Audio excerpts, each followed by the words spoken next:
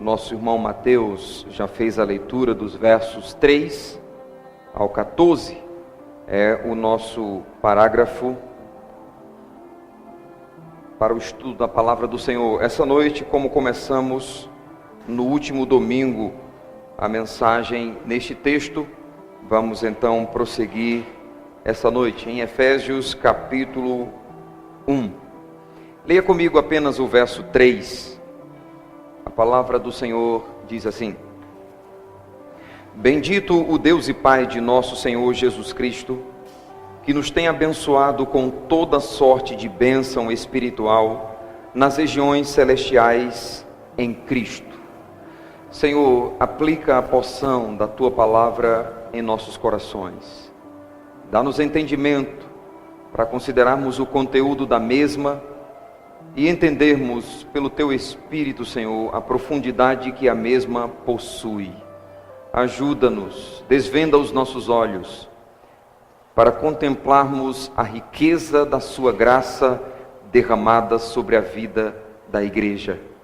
Oramos agradecidos, buscando a Sua direção, no nome de Jesus. Amém. Uma percepção sua durante essa mensagem é que cada cântico que foi entoado aqui, incrível como convergiu para o conteúdo desta mensagem. Eu fiquei agradecendo a Deus por cada cântico aqui apresentado e trazendo à mente tudo o que eu havia preparado da parte do Senhor para meditarmos na palavra dEle essa noite. Amados, no domingo passado nós meditamos a partir desta carta, a carta que o apóstolo Paulo escreve à igreja de Éfeso, e consideramos quanto a igreja é rica. A riqueza da igreja possui valor inestimável. E ao escrever então essas declarações que o apóstolo Paulo faz aqui, nós observamos que ele não estava simplesmente considerando a igreja local de Éfeso, mas as suas declarações, elas são abrangentes. Na verdade, o apóstolo Paulo estava se referindo ao composto daqueles que responderam em fé e obediência à mensagem do Evangelho de Jesus e servem a Cristo Jesus de todos os lugares. A esse grupo, ou a esse composto, denominamos de igreja. Essa igreja, a igreja de Jesus, ela está espalhada em todo o mundo. Parte dela, todo aquele que entregou a sua vida a Jesus, que recebeu dele perdão, e então o privilégio de ter uma nova vida. Esse composto então aguarda aquele dia glorioso quando encontrar-se-á com Cristo para a eternidade. Naquele dia em que teremos o privilégio de não ter destaque de nenhuma placa denominacional. Antes estarão ali todos quantos são remidos e lavados no sangue do Cordeiro. Nós vimos na mensagem passada que a igreja possui uma riqueza que é incalculável. Mas a marca desta riqueza é que ela possui status de ser espiritual. Quando dizemos que a igreja é rica, que possui uma riqueza incalculável, nós estamos nos referindo ao conjunto de bênçãos que Deus atribuiu à igreja, aquilo que Deus tem derramado sobre o seu povo. Fizemos a leitura então no versículo 3, onde Paulo começa enaltecendo o Senhor. A palavra que ele usa aí é bendito. De onde vem a nossa palavra em português para elogiar? Ele diz: bendito seja o Deus e Pai de nosso Senhor Jesus Cristo, que nos tem abençoado. Mas qual a medida das bênçãos do Senhor? Tire mais a captação, por favor. Qual a medida das bênçãos do Senhor? Ele diz: ele nos tem abençoado com toda sorte de bênçãos, o quê? Espirituais, nas regiões celestiais em Cristo. Deixe sua Bíblia aberta em Efésios capítulo 1, porque nós vamos passear em alguns desses versículos para considerar. Irmãos, a riqueza da igreja não é medida pelas bênçãos materiais que ela possui ou mesmo venha ainda a adquirir. A riqueza da igreja é medida pelas bênçãos espirituais que Deus já providenciou por meio de Cristo Jesus. Nós observamos que uma igreja pode ser sobremodo rica em termos materiais, mas podem ser sobremodo paupérrimas, pobres em termos espirituais.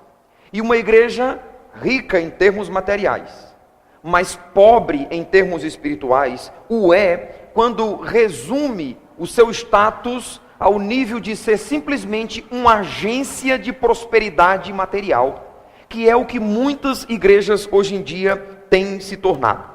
Ao invés de considerar a vida à luz da eternidade, tais igrejas estão considerando a vida tendo como base o aspecto de bem-estar neste mundo, no que você pode alcançar, no que você pode desfrutar, em termos de bens materiais ou mesmo status social. Observe no versículo 3 ainda, Paulo afirma que as bênçãos derramadas sobre nós, pelas quais devemos bendizer, elas são nas regiões celestiais em Cristo. Essa referência a regiões celestiais em Cristo não se refere à localidade propriamente dita. Não é que as bênçãos estão suspensas em algum lugar no céu, mas fala da sua origem, da fonte. As bênçãos que a igreja possui são oriundas do céu, são de providência divina, elas são oriundas do alto, são dádivas do Senhor, possuem caráter espiritual e não físico, são bênçãos em Cristo. Amados, tais bênçãos, eu diria, se elevam em muito as bênçãos materiais que alguns conclamam como sendo a razão para bendizerem a Deus. Por que você louva a Deus? Porque eu tenho boa saúde, porque eu tenho um carro, porque agora eu tenho uma boa casa, porque agora eu não sou mais funcionário, eu sou patrão. Por que você louva a Deus? Por conquistas pessoais. Você pode louvar a Deus por isso. Mas observe que o caráter das bênçãos espirituais que Deus derrama sobre nossas vidas deve sobrepujar as bênçãos materiais deste mundo. Aqui, a partir do versículo 4, o apóstolo Paulo não nos deixou com a mente suspensa sobre o que seriam essas bênçãos espirituais. A partir do verso 4, ele apresenta uma lista de bênçãos espirituais que nós precisamos considerá-la a fim de jamais esquecermos o que Deus fez para que hoje, você que serve ao Senhor, ocupasse a posição que você ocupa diante dele. Nós aprendemos que fomos escolhidos antes da fundação do mundo. Não havia mundo em algum lugar na eternidade. Deus já projetou. Ele já nos escolheu. O texto diz, no versículo 4, que Ele nos escolheu antes da fundação do mundo para sermos santos e irrepreensíveis perante Ele. Amados, em algum lugar da eternidade, quando não havia mundo, Deus projetou a nossa existência para a glória dEle. E esse propósito incluía o seu Filho unigênito e então a igreja, que somos nós que servimos ao Senhor. Observe então que o propósito de Deus consistia em separar para si um povo que corresponderia com o padrão dele.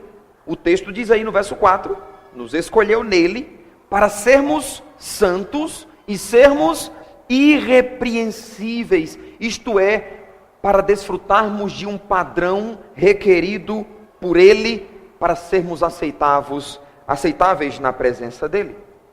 Agora, este padrão é providência do próprio Deus.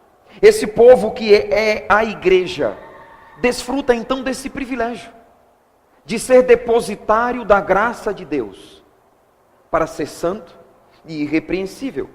Amados, nós somos aceitáveis a Deus, não porque alcançamos o padrão requerido por Ele, a partir dos nossos próprios esforços, a partir dos nossos próprios méritos.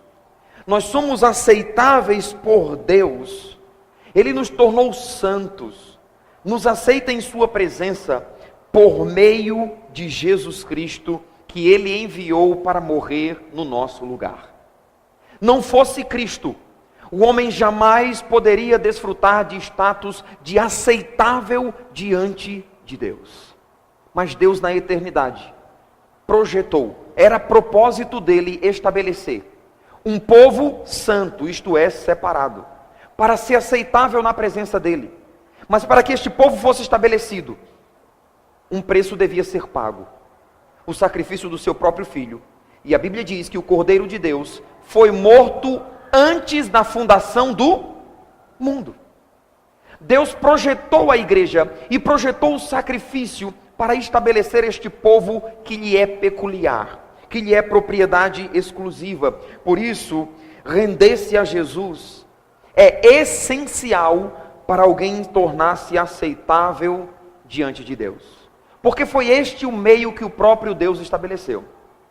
Jesus diz em João capítulo 14, verso 6, eu sou o caminho, e a verdade, e a vida.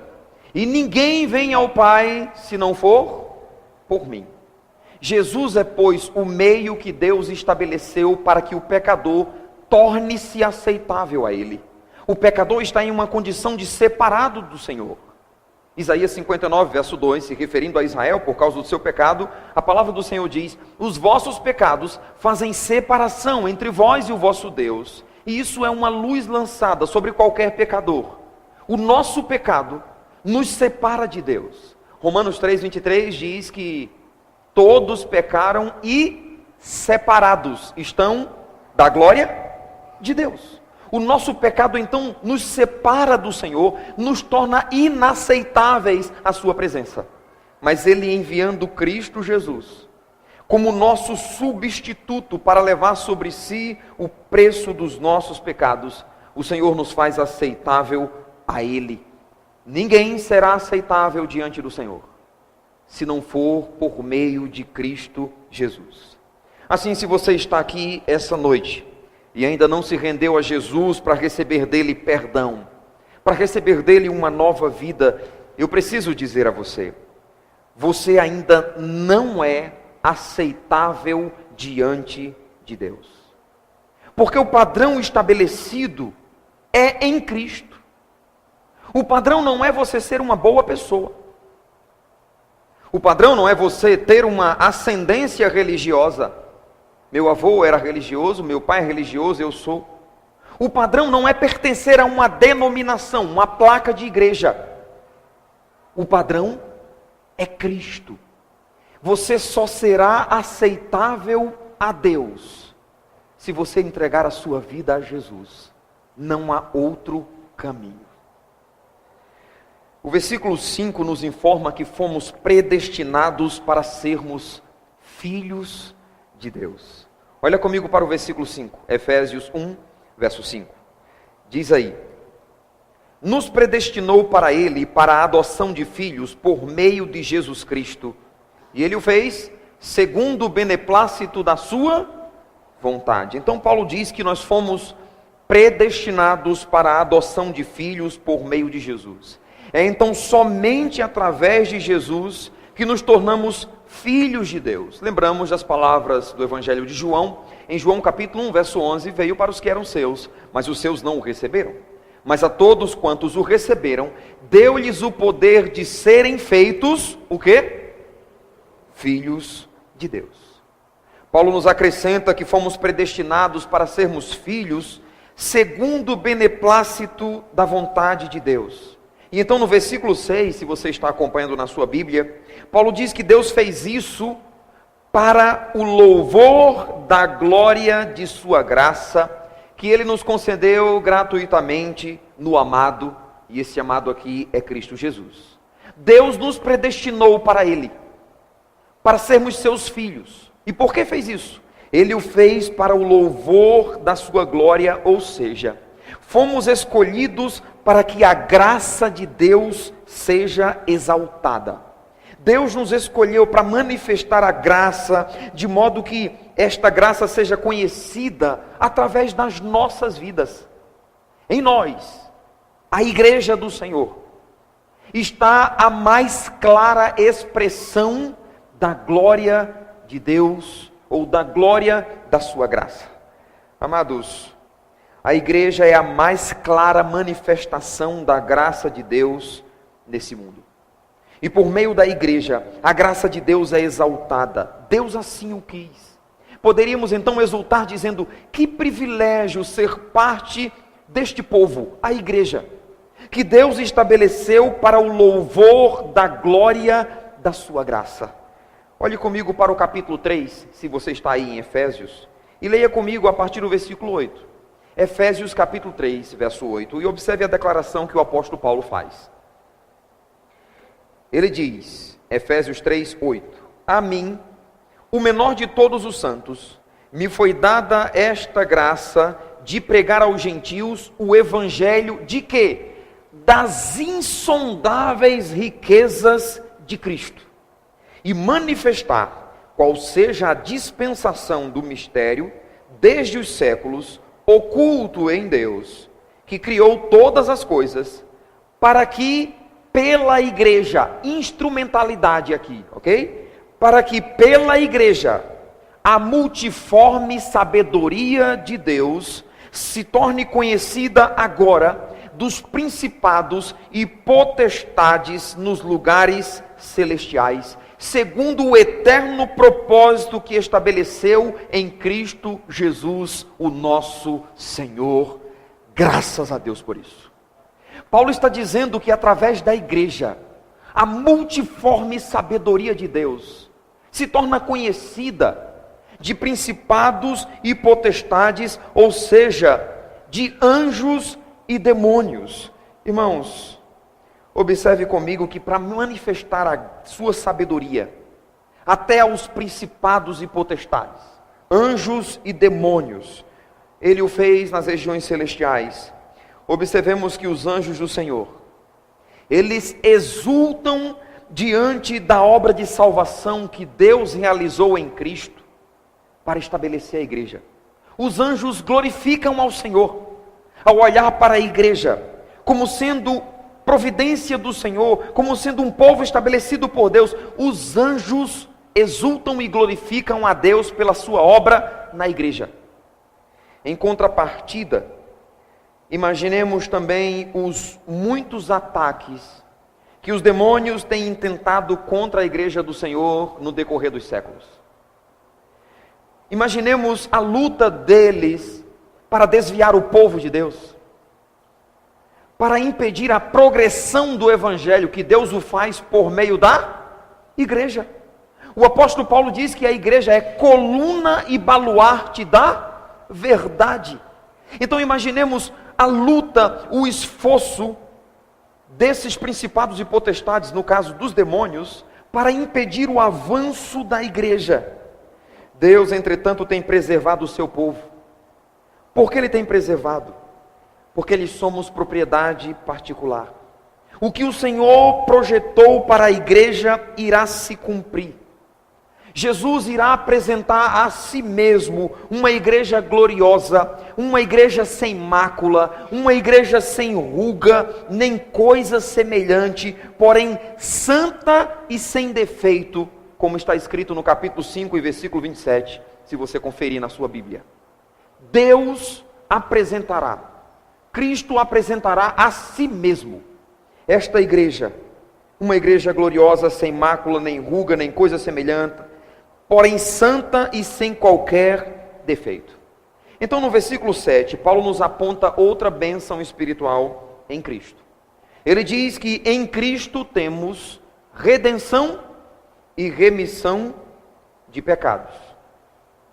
Você sabe o que significa isso? O privilégio que como povo de Deus nós temos, redenção e remissão.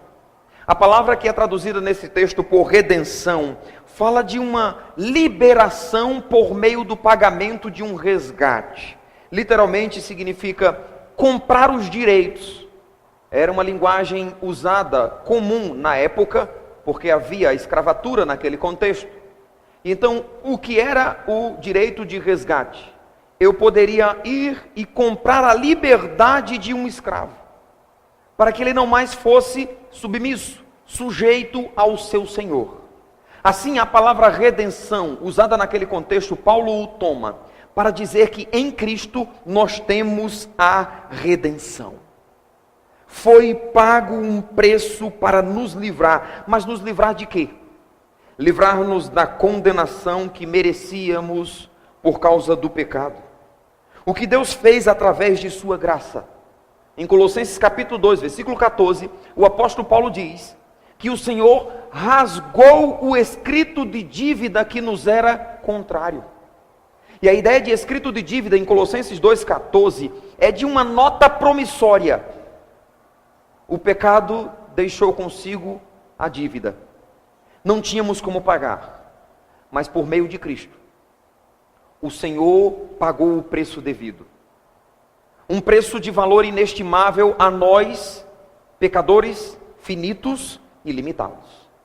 Pedro afirma em 1 Pedro capítulo 1, verso 18, sabendo primeiramente isto, que não foi mediante coisas corruptíveis, como ouro ou prata, que fostes resgatados do vosso fútil procedimento, mas pelo precioso sangue como de um cordeiro sem mácula, o sangue de Cristo. O preço foi pago por nós para nos resgatar das amarras de um senhor tirano que nos escravizava, chamado pecado. Não é que o deixamos de ser pecadores, mas que já não há sobre nós o poder imperativo do pecado que nos tornava reprovados diante de Deus. Por quê? Porque o Senhor tomou sobre si os nossos pecados. Ele foi transpassado pelas nossas transgressões e moído pelas nossas iniquidades. O castigo que nos traz a paz estava sobre ele, e pelas suas pisaduras nós fomos sarados. É isso que está em Isaías capítulo 59. Ele tomou sobre si a nossa culpa. Juntamente com a redenção, a graça de Deus proporciona ao pecador o perdão de pecados. É isso que significa a expressão remissão. Redenção é libertação por meio de um pagamento, resgate. E remissão é perdão de pecados. Observemos, amados, que essas duas andam juntas. A redenção e a remissão. A redenção não seria possível não fosse o perdão dos pecados. Assim como a remissão não seria possível não fosse por meio da redenção. O Senhor não poderia simplesmente apagar os pecados sem um preço ser pago, porque se o fizesse, ele estaria contrariando a sua própria santidade. O preço tinha que ser pago. O homem pecou contra um ser eterno, adquire uma dívida eterna, e essa dívida tem que ser paga. O homem não tem condições de pagar. Deus, em sua graça soberana, Ele mesmo paga a dívida obtida pelo homem. E isto é graça. Um favor que não merecemos. No versículo 11 temos outra bênção que compõe essa lista que Deus revela por meio do apóstolo Paulo. Ele escreve que em Cristo fomos feitos herança. Verso 11. Efésios 1 e verso 11. Ele diz: nele, digo, Cristo aqui, no qual fomos também feitos herança, predestinados segundo o propósito daquele que faz todas as coisas conforme o conselho da sua vontade. O aspecto aqui de herança, nele, em Cristo, fomos feitos herança. O aspecto aqui é de pertencer a. A ideia aqui é, somos herança, pertencemos a alguém, no caso, pertencemos a Deus. Somos herança de Deus. Em Cristo nos tornamos, pois, propriedade exclusiva de Deus, um povo particular. É isso que Pedro transmite quando escreve 1 Pedro capítulo 2, verso 9, e diz: vós, porém, sois raça eleita, sacerdócio real, nação santa, povo de propriedade exclusiva de Deus, a fim de proclamardes as virtudes daquele que vos chamou das trevas para a sua maravilhosa luz. É esta posição que agora a igreja ocupa. Nós que antes não éramos povo, mas agora o somos por meio de Cristo. Quem é este povo? A igreja. É uma raça eleita, um povo santo, de propriedade exclusiva de Deus, uma nação santa, de propriedade exclusiva de Deus. Nós pertencemos ao Senhor, Ele nos comprou para Ele. Paulo escreve à igreja de Corinto dizendo: por preço fostes comprados, agora pois glorificai a Deus no vosso corpo. Amados, a igreja, que somos nós. A igreja não pertence a um pastor. A igreja não pertence a uma denominação, uma placa de igreja. A igreja não é estatal. A igreja possui aspecto espiritual e é uma propriedade exclusiva de Deus. Por meio da igreja, Deus é glorificado, é para louvor da glória dele. Por meio da igreja, o Senhor manifesta a sua multiforme sabedoria até a anjos e demônios. Nós não somos qualquer povo. A igreja não é uma religião a mais neste mundo, como tantas outras o são. A igreja é um composto de servos, de pessoas, que foram alcançadas pela graça do Senhor, responderam em fé e obediência à mensagem do Evangelho. Ela está espalhada neste mundo, em alguns lugares, daí o aspecto de local atribuído à igreja. Nós somos uma igreja local, parte da igreja que o Senhor estabeleceu para manifestar o louvor da sua glória. E esta igreja pertence ao Senhor. Observe que na segunda parte do versículo, Paulo diz que tal posição nos foi estabelecida segundo o propósito daquele que faz todas as coisas, segundo o conselho da sua vontade, o próprio Deus.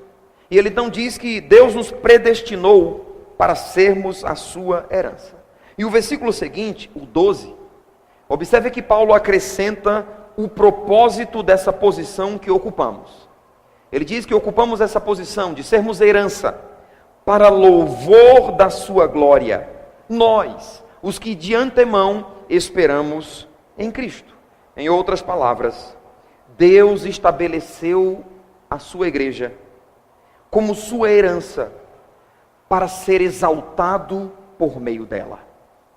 Oh, então que privilégio ser parte da igreja do Senhor. Saber que somos herança dele. O privilégio da posição que ocupamos, não reconhecida pelo mundo hoje, mas o será de fato quando adentrarmos pelas portas da eternidade. Nós olharemos para trás e muito provavelmente seremos tomados por um misto de angústia e desespero momentâneo. Quando olharmos para trás e dissermos: eu não sabia da excelência, da riqueza que me era atribuída pelo fato de eu ser parte da igreja do Senhor.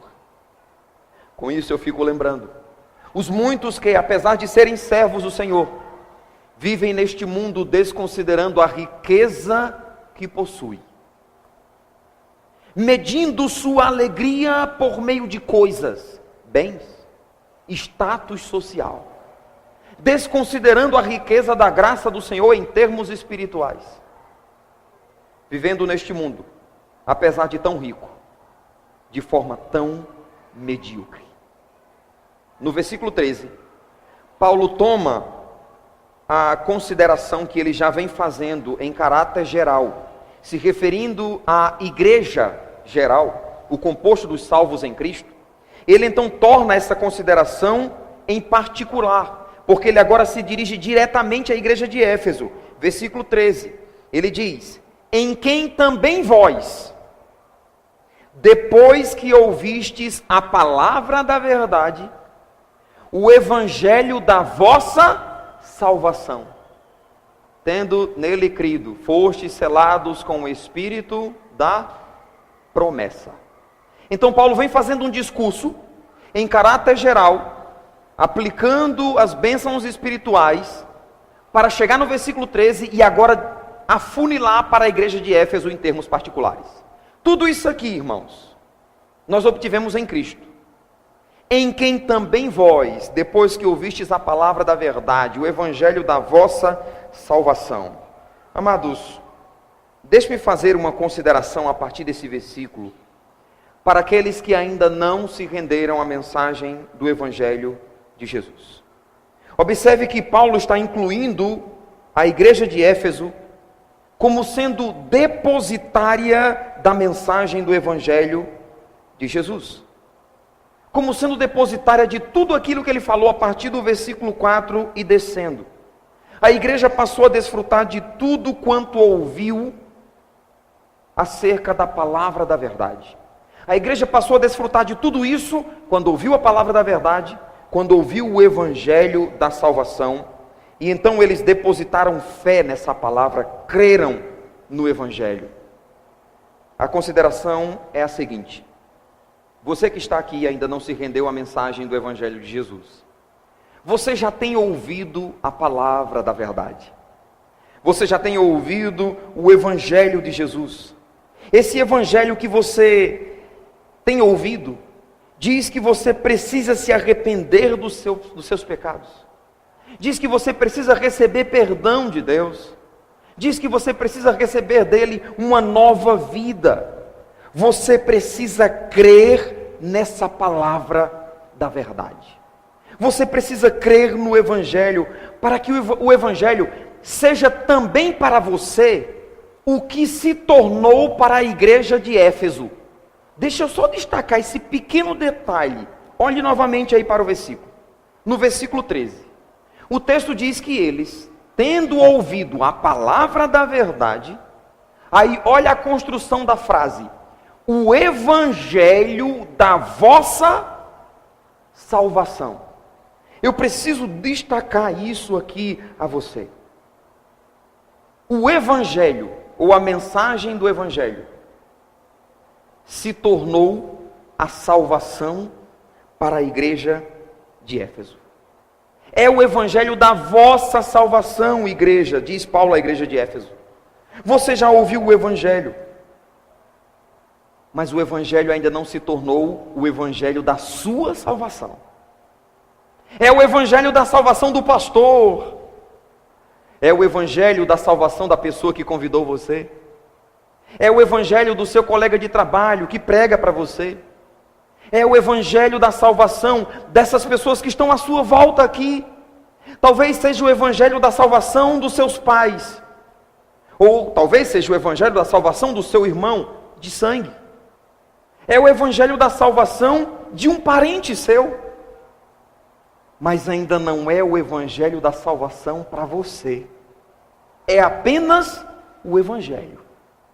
É a palavra da verdade. Você sabe que é. Mas ainda não é o evangelho da salvação para você, porque você ainda não creu como a igreja de Éfeso. Tendo nele crido, você acredita que é verdade, acredita no evangelho, mas não acredita em termos da crença bíblica, que diz respeito a render-se a Cristo Jesus, para receber dele perdão e uma nova vida. Quando você de fato crê no evangelho, não haverá dúvidas. Você terá plena convicção de que agora se tornou herança do Senhor, de que pertence a Ele. Você passará então a viver para Ele. A vontade dele, do Senhor, não mais lhe será estranha, nem reduzida a um conjunto de regras para se obedecer. Antes, você compreenderá, a palavra dele não mais terá status de enigma incompreensível. Antes, a palavra dele se tornará algo que você vai compreender. E é isso que guiará os seus passos, instruindo-o, tendo em vista você viver de modo agradável a Ele. Quando você crê no Evangelho de Jesus e o Evangelho se tornar a sua salvação, as promessas do Senhor encherão o seu coração de confiança e de expectativa por desfrutar cada uma delas. A alegria vai se tornar uma marca na sua vida. Os que estiverem à sua volta vão se surpreender com tal mudança e questionarão: o que aconteceu na sua vida? E você então terá a oportunidade de dizer: eu conheci o Evangelho da minha salvação. Eu criei nele. Você desenvolverá um relacionamento com Deus que nunca imaginou ter. Você passará a adorar o Senhor em espírito e em verdade, como Ele estabelece. Seu coração será muitas vezes tomado pelas delícias celestiais e um desejo de adorar, de exaltar, com certeza invadirá o seu coração, brotará do íntimo do seu ser. E assim, sua vida terá um novo sentido. Você viverá neste mundo à luz da eternidade. sabendo que não pertence mais a este mundo, mas a uma nova esfera em Cristo. Sobretudo você, a exemplo de nós que já cremos no Evangelho da nossa salvação, passará a aguardar o seu encontro com Cristo para a eternidade, ciente de que, enquanto estiveres aqui, Deus está contigo. Mas quando partires desta vida, tu estarás com Deus. Assim, quando você pensar na morte, não mais será tomado pelo pavor e a aflição que lhe consome a alma. Antes, será tomado de convicção de vida eterna. E à medida que o tempo passar e você desenvolver a sua salvação, aprenderás muito mais das riquezas gloriosas dispensadas a nós por meio de Cristo Jesus. Então creia nessa verdade, creia no Evangelho, para que o Evangelho se torne a sua salvação. Tenha o privilégio de ser parte do povo que Deus estabeleceu desde a eternidade para pertencer a Ele. Este povo é a igreja. No final do versículo 13, Paulo aponta para o resultado da fé que os efésios depositaram no Evangelho. Tendo nele crido, fostes o quê? Selados com o Espírito da promessa. O Senhor no Antigo Testamento prometeu derramar o seu Espírito. Joel capítulo 2. Derramarei do meu Espírito sobre toda a carne.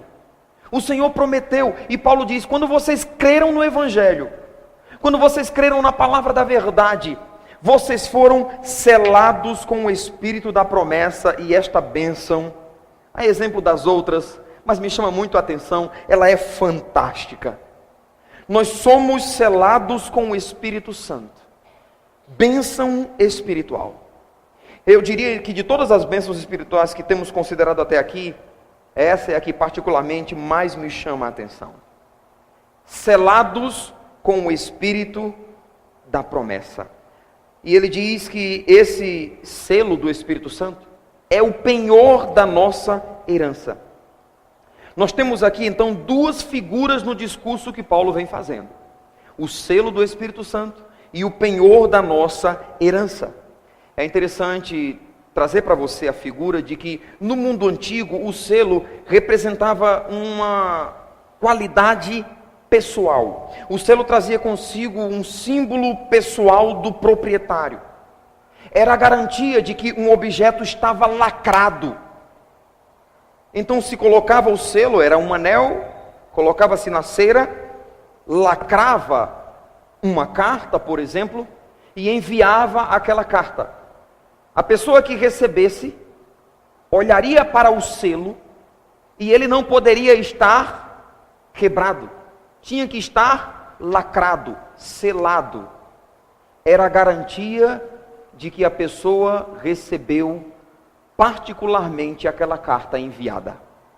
E Paulo então toma essa figura, dizendo que o Espírito Santo nos selou. O Espírito de Deus em nós é, pois, a garantia de que receberemos da parte de Deus tudo aquilo que Ele tem preparado na eternidade.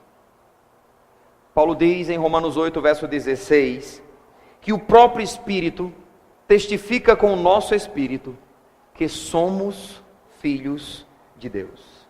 Irmãos, o selo do Espírito Santo em nós é a garantia de que estamos indo para o céu em uma viagem ininterrupta.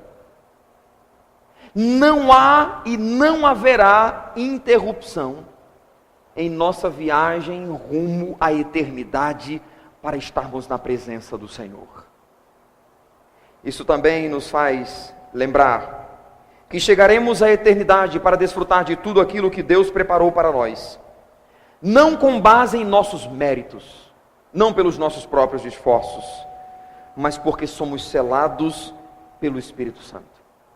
Se você enviar uma carta para Petrolina, colocou o selo e pôs no correio, e você se arrependeu e deseja que essa carta não chegue mais ao destinatário, você adianta-se, chega à casa nova e espera o carro do correio. Você para o carro, e solicita da parte do motorista a carta que você escreveu. Você receberá a resposta de jeito nenhum. É inviolável. As cartas não saem daqui amarradas dentro de um saco de estopa simplesmente. Há um lacre que guarda as cartas. E cada carta está selada. Violar uma carta destas é crime federal. Não pode. O selo, quando você coloca no correio, qual é a expectativa? A carta vai chegar. A ilustração é humana, pode acontecer um acidente, a carta pode se extraviar, mas no que diz respeito a Deus, não há qualquer empecilho que impeça-nos de chegar para o destino pelo qual fomos estabelecidos desde a eternidade. Somos selados com o Espírito Santo e nada pode arrancar de nós este selo. Nada do que fizermos não usaremos como moeda para libertinagem, já que nada pode tirar o selo do Espírito Santo. Então eu vou viver como eu quiser neste mundo, na bagaceira. Nós temos a mente de Cristo. Pertencermos a Ele é motivação suficiente para não zombarmos da sua graça e vivermos para a glória dEle. Mas é o Espírito Santo que é a garantia da nossa salvação em Cristo. Não o que eu faço, não a roupa que eu uso, não a igreja que eu frequento, mas o sangue do Cordeiro é que me proporciona a salvação. Ainda que seja sobremodo importante frequentar uma igreja que possua uma doutrina correta, um ensino verdadeiro, a essência do Evangelho, mas não vamos focar na placa da igreja, porque a Igreja Batista não pode salvar você, mas Deus providenciou a salvação por meio de Cristo, e você desfrutará dela, quando você crer no Evangelho, e o Evangelho se tornar o Evangelho da sua salvação, assim como é de todos quantos já se renderam a Cristo. Amém? A segunda figura que o texto demanda é a figura do penhor. O Espírito Santo é o penhor da nossa herança. Penhor é uma garantia proposta para assegurar o pagamento de uma dívida. É bem comum, por exemplo, você conhecer já este modelo. O penhor confere, por exemplo, segurança para aquele que empresta, de que ele vai receber o valor que emprestou com base no que foi penhorado. Olha, me empresta tanto. Qual é a garantia que eu vou receber? Olha, eu vou penhorar aqui a minha moto. Eu estou dizendo que se eu não conseguir pagar o empréstimo, a minha moto pertence àquele que me emprestou.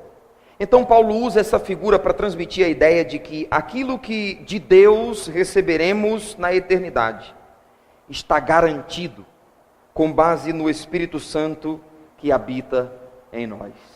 Amados, que lista maravilhosa de bênçãos espirituais. Eu quero concluir esta mensagem lendo com você a partir do versículo 15.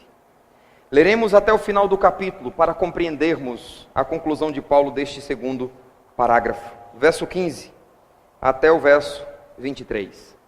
O apóstolo Paulo diz: por isso, ou seja, por causa de todas essas bênçãos espirituais, também eu, tendo ouvido a fé que há entre vós no Senhor Jesus e o amor para com todos os santos, não cesso de dar graças por vós, fazendo menção de todos vós nas minhas orações, para que o Deus de nosso Senhor Jesus Cristo, o Pai da glória, vos conceda espírito de sabedoria e de revelação no pleno conhecimento dele, iluminados os olhos do vosso coração, para saberdes qual é a esperança do seu chamamento, qual a riqueza da sua glória, qual a riqueza da glória da sua herança nos santos, e qual suprema grandeza do seu poder para com os que cremos, segundo a eficácia da força do seu poder, o qual exerceu ele em Cristo, ressuscitando-o dentre os mortos e fazendo-o sentar à sua direita nos lugares celestiais,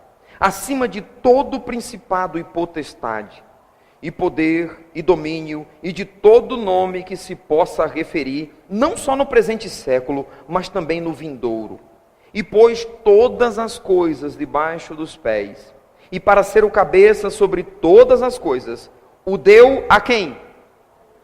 A igreja, a qual é o seu corpo, a plenitude daquele que a tudo enche em todas as coisas. Pertencer à igreja é uma bênção. Amém? Obrigado, Senhor, pela riqueza das bênçãos que nos tem conferido. Nós te louvamos, como Paulo, te bendizemos por toda sorte de bênçãos espirituais que o Senhor nos derramou nas regiões celestiais em Cristo Jesus. Nós te bendizemos, ó Deus, por sua graça sobre nossas vidas. Nós te bendizemos por sermos parte da igreja, aquela que será apresentada a Jesus por Ele mesmo, a Ele mesmo, santa, gloriosa, sem mácula, sem ruga, irrepreensível. Senhor, nós almejamos, nós que de antemão em Ti esperamos, o privilégio de nos encontrarmos contigo para a eternidade. Tal convicção, tal esperança nos é proposta na Sua palavra, pela qual te louvamos e te bendizemos, pelo conteúdo da mesma, que é lâmpada para os nossos pés e luz para os nossos caminhos. Pelo privilégio de entender o teu propósito por meio de Cristo e da igreja. Ó Deus, se há entre nós alguém que ainda não tem o Evangelho de Jesus como sendo o Evangelho da sua salvação, que essa noite, nessas simples, mas profundas palavras, o teu Espírito tenha convencido de se renderem aos seus pés para pertencerem ao Senhor. Eu pergunto a você que está nos visitando e o Evangelho ainda não é o Evangelho da sua salvação. Teria Deus concedido a você a capacidade de você entender essa mensagem, ao ponto de você ser tomado de convicção de que precisa se render a Jesus, servir a Ele, receber o Evangelho para receber perdão e então vida eterna?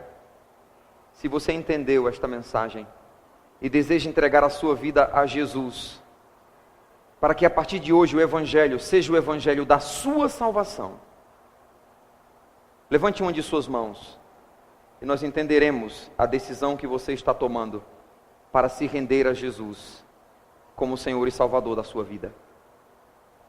Segunda vez eu pergunto, alguém deseja entregar a sua vida a Cristo Jesus, recebendo o Evangelho da salvação? Levante uma de suas mãos. Tem alguém? Senhor, a sua palavra foi lida, explicada. Ela não voltará para o Senhor vazia. O Evangelho são as boas novas, mas também trazem consigo o peso de tornar as pessoas conhecidas quanto ao destino eterno daqueles que não se rendem a Ti. Ó Deus, pela sua graça, dá a estes que nos ouvem o privilégio de que o Evangelho se torne o Evangelho de sua salvação. Te louvamos e te bendizemos pela oportunidade que nos concede. Em nome de Jesus Cristo. Amém.